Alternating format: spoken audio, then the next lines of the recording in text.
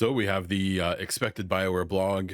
Came a little bit later than I expected, but we have an update on the studio. So let's jump into it and talk about what it may mean. Okay, so here we have the BioWare Studio update from January 29th, 2025. This is written by Gary McKay, General Manager of BioWare. Hello, everyone. Today we are turning towards the future and preparing for the next chapter of BioWare's story. As we announced in August 2023, we are changing how we build games to meet the needs of our upcoming projects and hold ourselves to the highest quality standards. Now that Dragon Age: The Veilguard has been released, a core team at BioWare is developing the next Mass Effect under the leadership of veterans from the original trilogy, including Mike Gamble, Preston W., Derek Watts, Parrish Lay, and others. I can't say that last name. In keeping with our fierce commitment to innovating during the development and delivery of Mass Effect, we have challenged ourselves to think deeply about delivering the best experience to our fans. We are taking this opportunity between full development cycles to reimagine how we work at BioWare.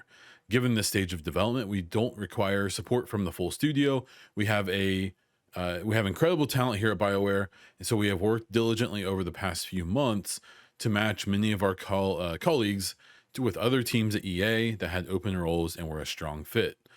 Today's news will see BioWare become a more agile, focused studio that produces unforgettable RPGs. We appreciate your support as we build a new future for BioWare. So, mixed feelings here about this. Obviously, we don't want to see people lose their jobs or have to move positions, maybe not completely voluntarily.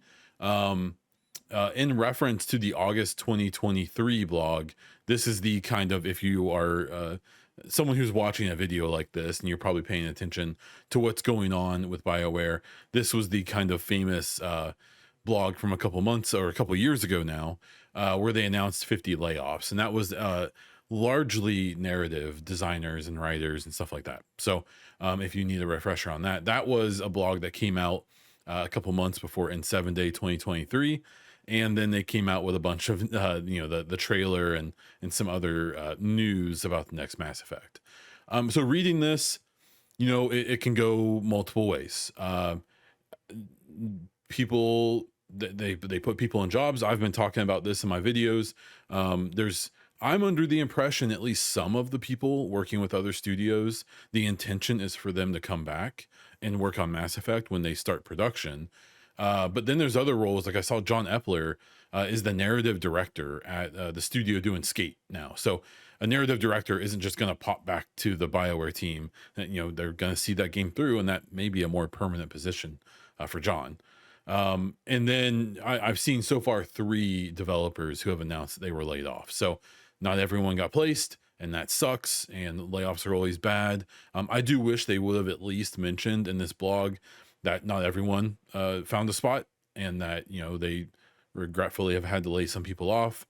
I think it's not cool entirely to not put that in there, but there still can be good to take from this. Shinobi602 over on Twitter had a pretty good summary and some more context here.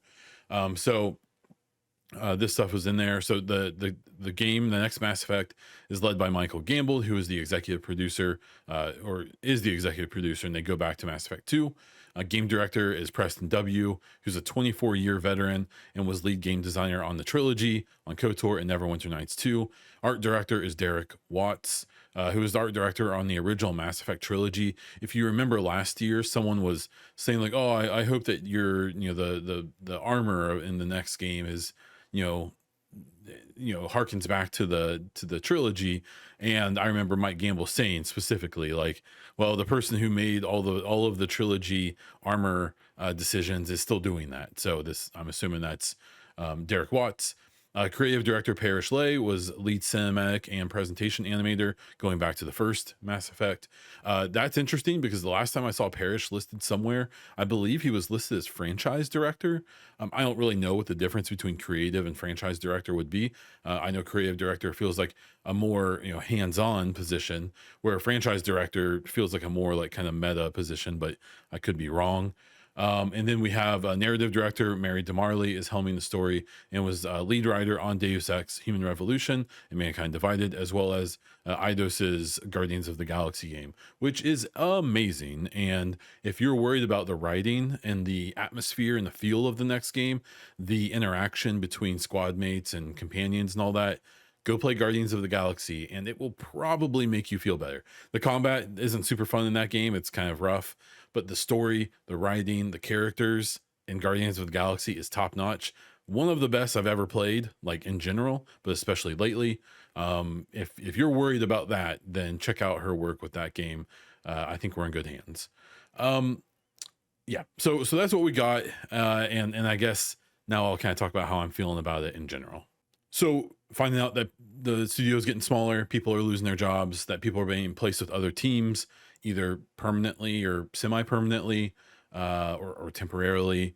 None of that feels great, right? I think that we have a situation where the 30th anniversary of BioWare is coming up this weekend, and I'm expecting we'll get some kind of acknowledgement of that. Could be something big, will probably be something small. We have the quarterly investor call for EA happening next week. I'm hoping that an announcement like this is at least solidifying that, like, things maybe aren't great, but they aren't so bad that we're like not going to be around anymore or something. So I'm assuming that this coming out so close to that investor call means that there are probably a lot of serious conversations happening this month, and hopefully this was a good result from that. That could have almost certainly been worse. Not that that makes anyone feel better who's losing their position. So um, I found the comment in there about this being, them doing this uh, between full development cycles to be telling. Parts of that blog kind of made me feel like they have like their full team in place and that they're working on the game. But then that line suggests to me that they're still in pre-production with that core team, so that they may not be quite in full production yet. I'm expecting a straight up announcement of them going into full production, because they did that with the Veilguard, which was at the time an unnamed game, and we now know it as Dreadwolf, or we knew it as Dreadwolf and then Veilguard. So, any of these blogs that show up with no pictures are typically going to be a mixed bag, right? So, definitely some not great news in here. I think you can take some positives from it though, and it kind of just comes down to how you want to look at it. I, the eternal optimist, hope that this means that we're definitely getting that next Mass Effect game, that it's going to be super good, and maybe with a big giant successful game like hopefully Mass Effect is, maybe the studio can maybe regain some of its former glory, maybe size up a bit as well. But we'll just have to wait and see. I think that we are seeing a studio try to keep things going. As much as people hate EA, much of it justified. They are probably one of the third-party publishers who's handled, especially the last 4 years, better than most, even if it's not been pretty all the time. So I'm hoping that there is a seriousness about BioWare, and that that they're truly supported in their journey towards making this next Mass Effect game, because I really want to see it and I want to see what they're going to do. So let me know what you think about all of this in the comments. Consider subscribing if you want more Mass Effect news, BioWare news, just gaming news in general, as well as a bunch of other content that I make. Hit the thumbs up button. That helps other people see the video, and that it's kind of like a snowball effect. So more people see it, the more that you hit that thumbs up. If you really want to support what I do, you can become a YouTube member and get videos like this a little bit early, as well as some other perks. If you want to check out my other content and other ways to support, check out the links in the description of the video. But that's all I have for this one. So until next time.